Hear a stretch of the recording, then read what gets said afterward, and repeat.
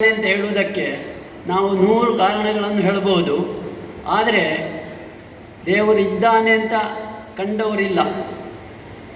ಆದರೂ ಎಲ್ಲರೂ 4-5 ಧರ್ಮಗಳು ಮುಂಚೂಣಿಯಲ್ಲಿದ್ದಾವೆ. ಎಲ್ಲ ಧರ್ಮಗಳು ದೇವರು ಬೇರೆ ಬೇರೆ ರೂಪದಲ್ಲಿ ಇರಬಹುದು ಅಂತೇಳಿ ನಾವು ಒಂದು ಹೈಪಾಥಿಸಿಸ್ ಸ್ಥಾಪಿಸಿದವರು ಅಂತ ಯಾರೂ ಇಲ್ಲ.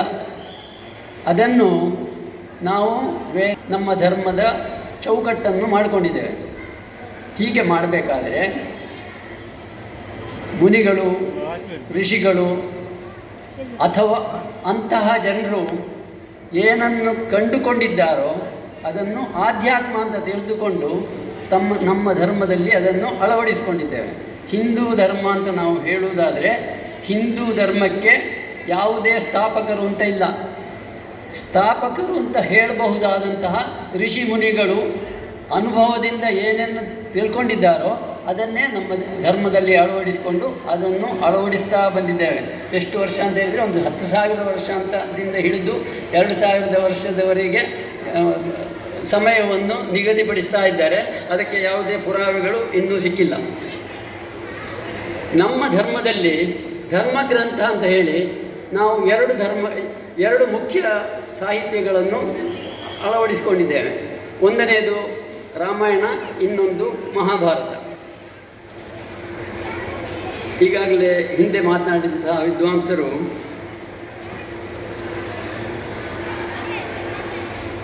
ಧರ್ಮದ ಬಗ್ಗೆ ಮಾತನಾಡುವಾಗ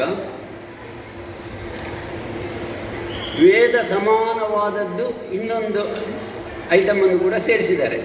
ಅದು ಭಗವದ್ಗೀತೆ. ಆ ಭಗವದ್ಗೀತೆಯ ಬಗ್ಗೆ ಈಗ 10 ನಿಮಿಷ ನಾನು ಮಾತನಾಡಬೇಕಾಗಿದೆ. ಈ ಸಂದರ್ಭದಲ್ಲಿ ಹಾಗೆ ತಂದು ಪೂರ್ವ ಹಿನ್ನೆಲೆಯನ್ನು ನಾನು ಕೊಡಲಿಕ್ಕೆ ಪ್ರಯತ್ನ ಮಾಡ್ತೇನೆ. ಒಂದನೆಯದಾಗಿ, ಧೃತರಾಷ್ಟ್ರ ಅಂತ ಒಬ್ಬ ರಾಜ ಇದ್ದ. ನಾವೆಲ್ಲ ಕೇಳಿದ್ದೇವೆ ಧೃತರಾಷ್ಟ್ರನ ಬಗ್ಗೆ. ಅವರಿಗೆ ಒಂದೇ ಒಂದು ನ್ಯೂನತೆ ಇತ್ತು, ಕಣ್ಣು ಕಾಣ್ತಾ ಇರಲಿಲ್ಲ.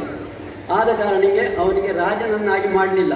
ಅಂದಿನ ಜನರು ಅವನನ್ನು ರಾಜನನ್ನಾಗಿ ಮಾಡಲಿಲ್ಲ. ಯಾಕಂದರೆ ರಾಜನಿಗೆ ಒಂದು ದೃಷ್ಟಿ ಇರಬೇಕು ಎಂಬ ಒಂದು ಕಾನೂನು ಇರ್ಬೋದು. ಆವಾಗ ನಮಗೂ ಕೂಡ ಈಗಲೂ ಕೂಡ ಗೊತ್ತಾಗ್ತದೆ ಅದು. ಇನ್ನೊಂದು, ಪಾಂಡು ಅಂತ ಇನ್ನೊಬ್ಬ ರಾಜ ಇದ್ದ. ರಾಜ ಅಲ್ಲ, ಧೃತರಾಷ್ಟ್ರನ ತಮ್ಮ. ಅವನಿಗೆ ನ್ಯಾಚುರಲ್ ಆಗಿ ಏನು ಬಂತು, ಅವನಿಗೆ ರಾಜ್ಯಭಾರಕ್ಕೆ ರಾಜನ ಉಪಾಧಿ ಮತ್ತು ಕರ್ತವ್ಯ ಸಿಕ್ಕಿತು. ಇವರ ಮಕ್ಕಳು ಒಂದು ಪಾಂಡವರು ಮತ್ತೊಂದು ಕೌರವರು. ಇವರೊಳಗೆ ದಾಯವಾದಿ ಮತ್ಸರಗಳು ಮಾಮೂಲಿ. ಇವತ್ತಿನ ದಿನಗಳಲ್ಲಿಯೂ ಕೂಡ ನಾವು ಇದನ್ನು ಬೇಕಾದಷ್ಟು ಕಾಣ್ತೇವೆ.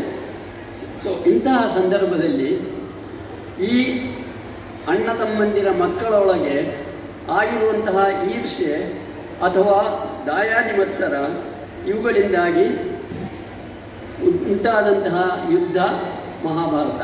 ನಮಗೆಲ್ಲ ಗೊತ್ತಿರುವಂತಹ ವಿಚಾರ.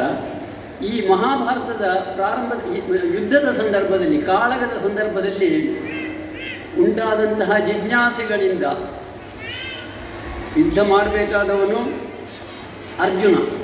ಅರ್ಜುನನ ಮನಸ್ಸು ಯುದ್ಧ ಮಾಡಲಿಕ್ಕೆ ಒಪ್ತಾ ಇಲ್ಲ.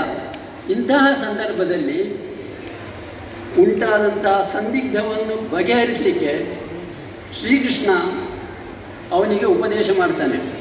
ಅವನಿಗೆ ಉಪದೇಶ ಮಾಡುವ ಕರ್ತವ್ಯ ಯಾಕೆ ಸಿಕ್ಕಿತು ಅಂತ ಹೇಳಿದರೆ, ಅವನ ಸಾರಥಿ. ಇಬ್ಬರೂ ಕೂಡ ಯೋಧರೇ, ಕ್ಷತ್ರಿಯರೇ. ಆದರೂ ಕೂಡ ಇನ್ನೊಬ್ಬ ಕ್ಷತ್ರಿಯರಿಗೆ ತನ್ನ ವಿದ್ವತ್ತಿನ ಮೂಲಕ ತನ್ನ ಯುದ್ಧ ಮಾಡುವ ಚಿಂತನೆಯನ್ನು ಅವನ ಮನಸ್ಸಿನಲ್ಲಿ ಬಿತ್ತುತ್ತಾನೆ. ಅವನು ಹೇಳ್ತಾನೆ ಏನು ಅಂತ ಹೇಳಿದರೆ, ಯುದ್ಧ ತಪ್ಪಲ್ಲ, ಅದು ಸಕಾರಣವಾಗಿ ಆಗ್ತಾ ಇದ್ದರೆ ಅದು ಖಂಡಿತವಾಗಿಯೂ ಒಳ್ಳೆಯದೇ.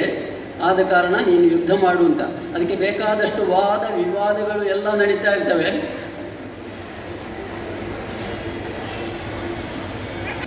ಧೃತರಾಷ್ಟ್ರ ಕಣ್ಣು ಕಾಣದವನು. ಅವನಿಗೆ ಏನು ನಡೀತಾ ಇದೆ ಯುದ್ಧರಂಗದಲ್ಲಿ ಅಂತ ಹೇಳುವಂಥ, ಆವಾಗ ರೇಡಿಯೋ ಇರಲಿಲ್ಲ, ಫೋನ್ ಇರಲಿಲ್ಲ, ಯಾವುದೂ ಇರಲಿಲ್ಲ, ಟಿ ವಿ ಕೂಡ ಇರಲಿಲ್ಲ. ಆದ ಕಾರಣ ಯಾರಾದರೂ ಒಬ್ಬನಿಗೆ ಅವನಿಗೆ ಹೇಳಬೇಕು. ಅವನಿಗೆ ಕುತೂಹಲ, ಯುದ್ಧರಂಗದಲ್ಲಿ ದಾಯಾದಿಗಳು ಹೇಗೆ ಯುದ್ಧ ಮಾಡ್ತಾ ಇದ್ದಾರೆ ಮತ್ತು ಏನು ಅದರ ಪ್ರತಿಫಲ ಆಗ್ತಾ ಇದೆ ಅಂತ ಹೇಳುವುದನ್ನು ತಿಳಿಬೇಕಿತ್ತು. ಅದಕ್ಕೆ ಸಂಜಯ ಅಂತ ಇರುವವರನ್ನು ನೇಮಿಸಿ ವೇದವ್ಯಾಸರು ಅವರಿಗೆ ತಿಳಿಸಿ ಅಥವಾ ಶ್ರೀಕೃಷ್ಣ ಅವರಿಗೆ ತಿಳಿಸಿ ಇದನ್ನು ಅವರಿಗೆ ತಿಳಿಸ್ತಾ ಇರ್ತಾನೆ. ಈ ನಾವು ಮಾತನಾಡ್ತಾ ಇರುವಂತಹ ಭಗವದ್ಗೀತೆ ಅದನ್ನು ಅವರ ಒಳಗೆ ಆಗಿರುವಂತಹ ಸಂಭಾಷಣೆ ಶ್ರೀಕೃಷ್ಣ ಮತ್ತು ಅರ್ಜುನನೊಳಗಡೆ ಆಗಿರುವಂತಹ ಸಂಭಾಷಣೆ ಇವುಗಳೆಲ್ಲರ ಮೊತ್ತ ನಮ್ಮ ಈ ಭಗವದ್ಗೀತೆ ಅಂತ ಆಯಿತು. ಅದರಲ್ಲಿ 700 ಶ್ಲೋಕಗಳಿವೆ. ಈಗ ಒಂದೊಂದು ಶ್ಲೋಕವನ್ನು ನಾವು ವಿವೇಚಿಸಲಿಕ್ಕೆ ಹೋದರೆ ಸುಮಾರು 1 ಗಂಟೆ ಆದರೂ ಬೇಕು. ಆದ್ದರಿಂದ 18 ಗಂಟೆ ಬೇಕು. 18 ಗಂಟೆ ನಮ್ಮ ಹತ್ರ ಇಲ್ಲ. ಆದ ಕಾರಣ ನಾನು ಚುಟುಕಾಗಿ ಅದರ ಸಾರ ಸಂಗ್ರಹವನ್ನು ಮಾತ್ರ ನಿಮ್ಮ ಮುಂದೆ ಬಿಚ್ಚಿಡ್ತೇನೆ. ಅದರಲ್ಲಿ ಎಷ್ಟರ ಮಟ್ಟಿಗೆ ಸಾಧ್ಯ ಆಗ್ತದೋ ಅಷ್ಟರ ಮಟ್ಟಿಗೆ ಮಾತನಾಡ್ಬೋದು, ಯೋಚಿಸ್ಬೋದು.